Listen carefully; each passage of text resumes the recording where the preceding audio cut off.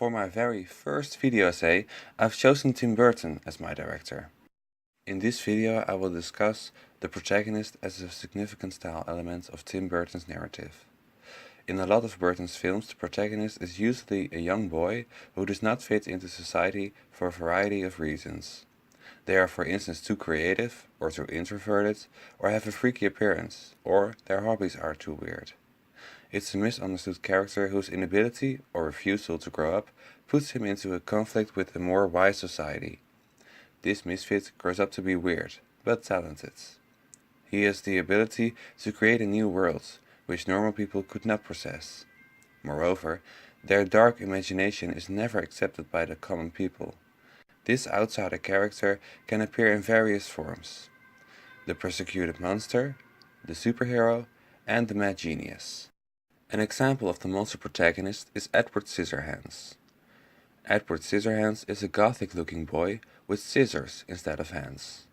Peg's failure to cure Edward's scars can be seen as a forerunner of her inability to cure Edward of his status as an outsider. Edward especially forms a contrast with the world in which he lives with his look. On the one hand there is his character with pale skin, scars, eccentric hair, black clothes and sharp hands. And on the other there is this empty, constructed, artificial and pastel-colored world.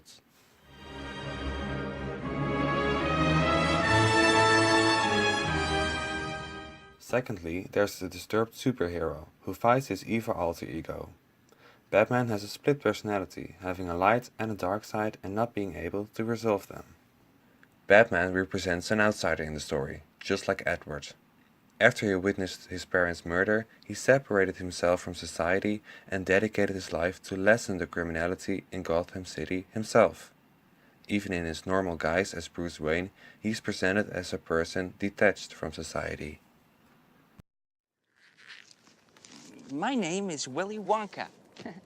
And thirdly, Burton's genius protagonist. He is someone who is talented, but in the first place is not recognized. Wonka grows up as an outsider.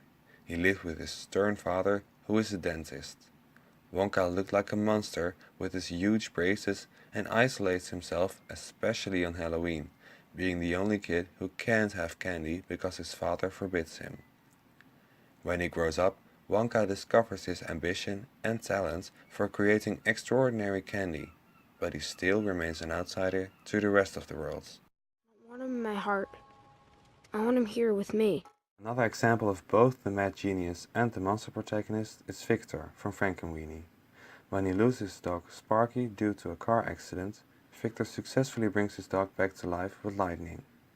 However, this revitalized dog is not very popular by the locals. The crowd even tries to kill the dog because they see it as a monster. Tim Burton's message is clear. People are not just defined by their appearances. To be different does not mean to be excluded as an outsider, and differences should be more accepted along with singularity and creativity.